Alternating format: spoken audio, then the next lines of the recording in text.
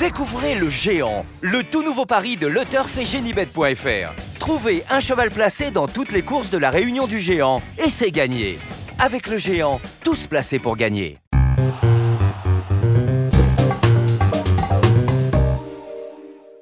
Bonjour à tous, heureux de vous retrouver sur le plateau pour votre quotidienne reçue 5 sur 5, l'émission du Quintet Plus et du Top 5. Pour m'accompagner aujourd'hui, j'ai le plaisir de recevoir Damien Bazerque. Bonjour Damien. Bonjour Philippe, bonjour à tous. Damien, direction Chantilly ce dimanche avec une épreuve pour 3 ans, 1900 mètres, PSF. Une épreuve, on la juge comment? Convenable? Si vous n'avez pas un Doliprane, j'ai mal à la tête. Honnêtement, j'ai étudié, j'ai tenté. C'est dur, hein? C'est dur, ah bah non, mais c'est très très dur. Le problème, c'est que là, on a des chevaux qui viennent tous azimuts. Certains ont été hors distance, reviennent sur leur distance. D'autres ont été un petit peu cachés au handicapeur. C'est une drôle de prise de tête. Alors après, on essaye d'avoir des chevaux, on essaye d'avoir des convictions. Ça reste compliqué, sachant qu'il manque des données à l'équation. Parce que là, c'est une équation avec 16 inconnus et c'est très très compliqué. Maintenant, j'ai une certitude, c'est mon premier. Après, derrière, c'est ouvert. Derrière, c'est ouvert. Ah bah, c'est pas si mal, non, déjà? Non, c'est bien le premier. Déjà, on a le gagnant, c'est pas mal. On va voir votre sélection tout de suite, Damien. Alors, en tête, je place le numéro 11, Penjac, devant le 3, Tribalisme, le 2, Gardol City, le 14, Falcao Negro. Il y en a un qui va galérer avec les noms, je le sais. Vient ensuite en 5e position, le 4, Zip Code, devant le 9, Bonnet Breton, le 10, Stéréo et le numéro 1, Délice du Houlet. Stéréo, je le dis très facilement. Allez, on attaque avec votre favori numéro 11, Penjac, qui n'a encore jamais déçu sur le sable. On se souvient notamment d'un succès acquis sur ce parcours le 29 janvier dernier, c'est la base. Ce qui va avoir d'intéressant, c'est que là, il va chercher son action, mais dès qu'il l'a trouvé, il a un vrai changement de vitesse.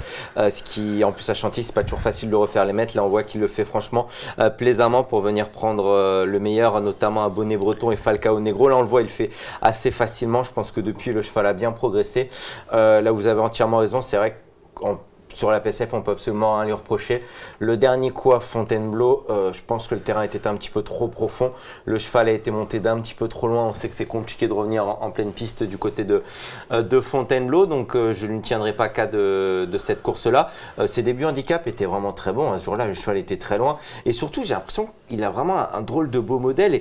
Et dès qu'il trouve son action, il a un vrai changement de vitesse qui à Chantilly est primordial. Parce que quand vous attendez ce qui devrait être son cas, il faut avoir ce changement de vitesse. Sinon, vous revenez pas parce que c'est très compliqué de revenir justement. Mais ça, je crois que là, on a un vrai bon cheval et Alessandro Botti n'a pas s'emparer dans les handicaps. Et bon, après, certains vont me dire, il met le petit Pierre Bazir dessus. Pourquoi pas? Après tout, il faut que jeunesse se passe. Je veux dire, moi, la première fois que j'ai fait l'émission, certains se sont dit ça va être bidon parce que c'est Damien qui l'a fait. Peut-être qu'ils avaient raison, mais si on laisse pas sa chance au produit, à un moment donné, le petit, il va pas prendre de bouteille. Donc moi, je lui fais entièrement confiance. Je pense vraiment que là, c'est le gagnant de la course. Ce Penjac, c'est vraiment un super cheval. Je sens que vous avez envie qu'on passe au cheval suivant. Non, mais c'est juste avant le démission, il nous a dit ça va être court. Voilà, c'est court. Pas de problème, il n'y a aucun souci. Non, on l'aura compris, c'est la base incontournable. Je suis entièrement d'accord avec vous. Je suis chaud. On peut passer au deuxième. Le numéro 3, Tribalisme, qui n'a pas été ridicule pour sa rentrée dernièrement. Il va se plaire sur la distance, je pense. On ne va pas le sous-estimer. Non, ce qu'il a contre lui, c'est d'être un peu un cheval froid, par contre. Le dernier coup, c'était tout ce qu'il y a de plus correct. C'était correct. C'était pas exceptionnel, mais certainement qu'il va progresser là-dessus. C'est rare de voir un Godolphin au départ d'un quintet. C'est vrai que c'est un beau gris que j'avais pris en note, notamment en fin d'année dernière. Il était 3e d'académique et de Jorvik, ce qui est plutôt pas mal. C'est des lignes sympathiques, comme on dirait. Je pense que c'est un cheval qui va venir en progression. Après, il y a toujours le fait qu'on voit très rarement André Fabre au départ de handicap, donc c'est certainement qu'il le juge bien placé, mais je pense que c'est un élément qui a une certaine courbe de progression et ici je le juge assez bien, plutôt bien placé sur sa dernière ligne, sur ce qu'il a fait en fin d'année dernière, donc j'y crois. On a le droit d'y croire. Ça a l'air pas mal. On passe au numéro 2, Gardol City, qui compte déjà un succès et 2 accessites en 4 sorties depuis ses débuts sur le sable. Il vient de se faire remarquer sur cette piste. On a fait appel à Christophe Soumillon. Là aussi, on s'en méfie. Ouais, surtout que le dernier coup, il est battu par un vrai bon cheval, Just Want a Contact, qui pour moi est un vrai cheval de groupe. Ça, c'était très intéressant. Alors bien entendu, il n'a pas pu l'approcher dans la phase finale, mais bon, c'est pas ce qu'on lui demande. Là, ce qu'on lui demande, c'est de bien courir dans un quintet. Donc ce jour-là, il courait quand même bien parce qu'il a jamais désarmé. Et je trouve que c'est en plus un cheval qui est franchement assez bien fait.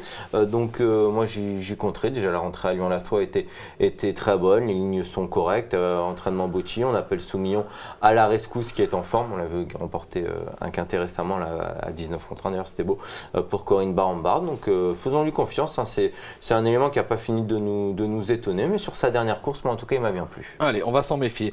On passe au numéro 14, Falcao Negro, un cheval qui progresse gentiment. On l'a vu sur la course référence l'autre fois, il perd vraiment la deuxième place tout à la fin. Bon, c'est un Dalzang, donc je l'aime bien, c'est évident. On s'en méfie. Ouais, on s'en méfie, d'autant que par rapport à la course qu'on a montrée, il est nettement mieux situé au poids, notamment par rapport à Penjac et Bonnet Breton. Donc ça, c'est plutôt intéressant. Le dernier coup, je ne tiendrai pas compte de ça, parce qu'au final, il a 2 contre-performances. C'était à chaque fois dans des terrains profonds. Et le jour de Strasbourg, vous m'aurez compris, on ne met pas un pied devant l'autre. Hein. Vous vous embourberiez. C'est sûr. Mais je pense que ce Falcao Negro, plus c'est un beau cheval, hein. Il est vraiment beau cheval.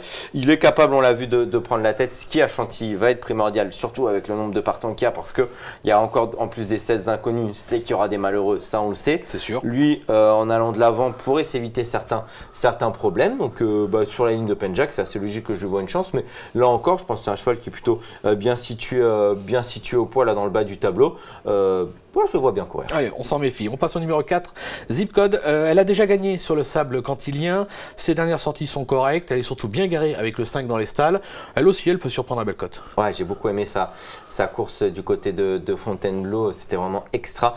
L'avant-dernier coup, justement, dans un handicap, c'était sa réapparition. Et ce jour-là, elle s'est vraiment bien allongée pour finir. Je ne sais pas si vous avez vu sa dernière course à réclamer, Philippe. Non. On s'est pas trop intéressé à la course, de mon sens. Hein. Son jockey l'a gentiment mise dans un dos pour lui donner un petit peu de morale, gentiment monté au bras, on lui en met une 2.